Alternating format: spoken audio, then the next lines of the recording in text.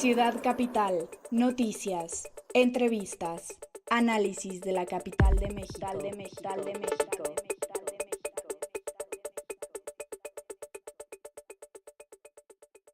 ¿Qué tal amigos? Bienvenidos a una emisión más de Ciudad Capital. Ya es lunes de puente, 20 de marzo, estamos a un día de que entre la primavera y como siempre les saluda Luis Velázquez y me acompaña mi compañero y amigo Alberto Cuenca con los detalles más relevantes de esta semana que concluye y también esta semana que inicia.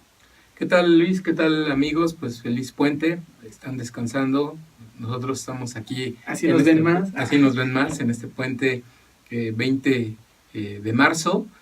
Mucha información que tiene que ver con la Constitución, sigue el asunto de las impugnaciones que presentaron 2 controversias constitucionales y 4 acciones de inconstitucionalidad presentadas por distintas instancias del gobierno federal y partidos políticos, la estrategia que tendrá que armarse de defensa al respecto. Tenemos también un tema relacionado con el Programa General de Desarrollo Urbano, que se tendrá que aprobar, eso le apuestan los partidos políticos en la Asamblea Legislativa durante este periodo de sesiones que termina el 30 de abril.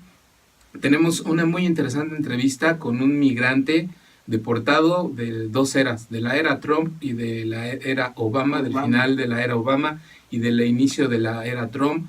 Un migrante que nos cuenta cómo en estas 2 ocasiones que lo deportan, en la última le va muy mal porque el narco lo secuestra en la frontera. Vaya historia, se las vamos a mostrar en unos momentos. También hablaremos, pues ya inicia en la Asamblea Legislativa el proceso para ir construyendo la legislación secundaria en materia electoral. El PRD, el PAN presentaron sendas iniciativas, paquetes de iniciativas bastante interesantes sobre estos temas. Pues en el tema de la Constitución, hasta el momento hay 4 acciones de inconstitucionalidad, se prevén 2 controversias, pero esas hasta el momento no han sido notificadas. No, ya fueron notificadas en la Corte. Estaba la del Tribunal Superior de Justicia y la de la Presidencia de la República. El Senado todavía no presentaba hasta el viernes su controversia constitucional. Y no ha presentado y no sabemos si ya venció el plazo, porque según la acción de inconstitucionalidad el plazo vencía el 7 de marzo. Entonces, al parecer, se estaría cerrando este corte de caja en 4 acciones y 2 controversias. Así es. Pero es hasta ahí como el corte de caja. Y bueno, ya entrando a este debate, pues esta semana fue muy activa porque todos los personajes prácticamente de la clase política de la ciudad mostraron mucho su descontento, otros mostraron pues tranquilidad ante estas impugnaciones, pero ya se empieza a consolidar un frente para la defensa de la Constitución de la Ciudad de México. Y pues tú tienes más detalles de lo que ya está previendo Alejandro Encinas, presidente de la mesa directiva de la Asamblea Constituyente, para hacer una defensa muy seria, porque lo que ha habido hasta ahorita han sido como planteamientos de distintos actores políticos, como por ejemplo Héctor Serrano, que estuvo en la plenaria del PRD y como líder de una corriente de la izquierda, la más importante de la ciudad, hizo ya este llamado a convocar a un frente para que incluso puedan salir a las calles a movilizarse para generar esta presión social a los ministros de la Corte y evitar que se eche para atrás a la Constitución. Sí, el frente convocado por Serrano no incluiría a Morena, porque Morena de plano de inmediato pues pintó su raya y dijo nosotros no vamos con ustedes en ese frente. Incluso Morena el lunes de la semana que inició, la semana pasada, convocó a una conferencia de prensa con diputados constituyentes, con Martí Batres, señalando que ellos van a hacer su defensa propia, que su frente y su alianza es con la ciudadanía, que es con ellos con los que van a defender la Constitución. Sin embargo, ahí también ellos matizan porque cuando se les preguntó si como parte de esta defensa iban a recular en su acción de inconstitucionalidad que ellos presentaron, pues dijeron que no. Recordemos que Morena impugna 2 conceptos. Uno, que la Constitución antes de ser promulgada no se sometió a un referéndum entre la ciudadanía, y el otro tema fue la forma en la que el futuro Congreso de la ciudad va a quedar conformado por 33 diputados que llegarán por la vía uninominal y 33 plurinominales que para Morena darían una sobrerepresentación artificial a los partidos minoritarios. Morena dice nosotros no vamos a retirar esa impugnación porque no está afectando los derechos de los ciudadanos. Y pues por otra parte llamó la atención de que Alejandro Encinas a mitad de semana lanza un tuit diciendo que va a volver a convocar a la Asamblea Constituyente, cuando sabemos que la Asamblea Constituyente ya dejó de existir, que incluso la Constitución Política de los Estados Unidos Mexicanos estableció en qué momento la Asamblea Constituyente debía dejar de existir, y eso fue el 5 de febrero, una vez que la Constitución de la ciudad se publicó en la Gaceta de la Ciudad de México y en el Diario Oficial de la Federación. Entonces, Encinas, a pesar de eso, dice que va a convocar a la Asamblea Constituyente para que la Asamblea Constituyente, los diputados constituyentes sean los que le emprendan la defensa jurídica de la Constitución, porque él argumenta que ni la Asamblea Legislativa, ni el Gobierno de la Ciudad, ni el Congreso de la Unión son las instituciones encargadas y responsables de hacer la defensa de la Constitución de la Ciudad de México, sino ellos.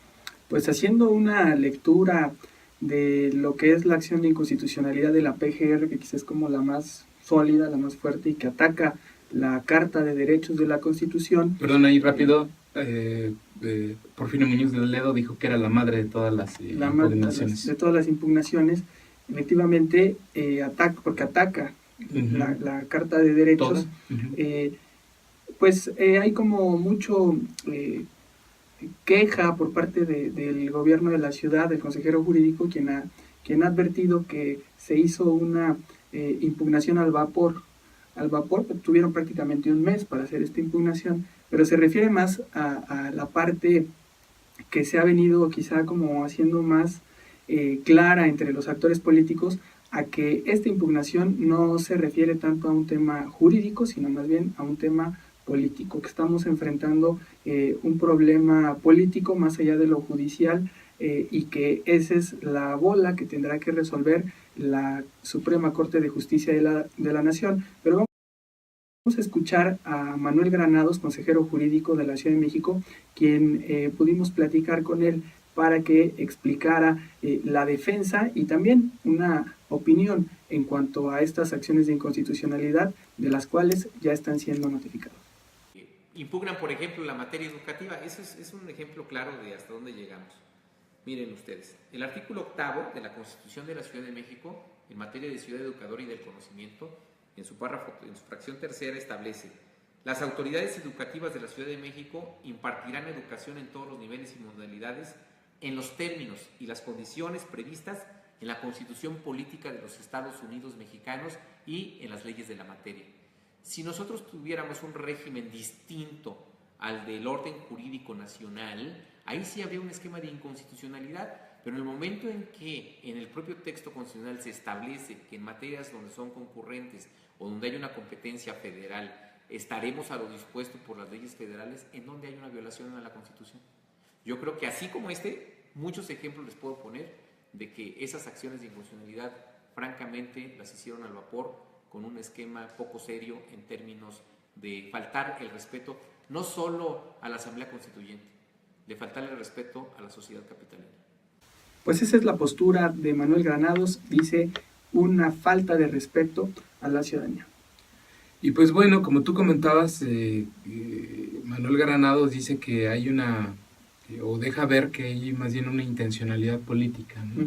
Sin embargo, de parte del PRI quieren matizarlo, diciendo que no lleva ninguna carga política o ideológica las impugnaciones presentadas, matizándolo diciendo que es solamente tratar de que la Corte haga una definición jurídica, ¿no? Que se apegue solamente a una definición jurídica de los alcances de la Constitución. Y en ese sentido habla Encarnación Alfaro, diputado local del PRI y presidente de la Comisión Especial para la Reforma del Distrito Federal de la Asamblea Legislativa. Escuchemos a Encarnación Alfaro. Debe evitar es que se genere un estado de crispación política por el ejercicio de una disposición constitucional. Las controversias constitucionales y las acciones de inconstitucionalidad son figuras que existen en la República, y si alguien quiere hacer uso de ellas, que tenga la personalidad jurídica para hacerlo, el interés jurídico para hacerlo, no hay por qué asustarse de que lo hagan. Si la Procuraduría General de la República, que además tiene la obligación de velar por el orden constitucional en el país considera que hay elementos de inconstitucionalidad en la Constitución Política de la Ciudad de México, está en todo su derecho de presentar el recurso, la acción, en la Suprema Corte de Justicia de la Nación, que es nuestro máximo tribunal constitucional. No por hacerlo está incurriendo en una confrontación de carácter político-ideológico, está cumpliendo una responsabilidad que tiene de cuidar el orden normativo de la nación. Será la Suprema Corte de Justicia de la Nación la que habrá de precisar si existen o no elementos de inconstitucionalidad, porque en todo caso, de existir estos elementos de inconstitucionalidad y no haberse presentado la acción en tiempo y forma, podría generar a futuro un estado de inseguridad jurídica para los propios habitantes de la Ciudad de México. Pues esa es la opinión de Encarnación Alfaro, quien ha sido de los pocos priistas que ha salido a dar la cara, ¿no? En cuanto a esta impugnación por parte de la Federación, tanto de la Consejería Jurídica de Presidencia como de la PGR, que es las impugnaciones más duras a la Constitución.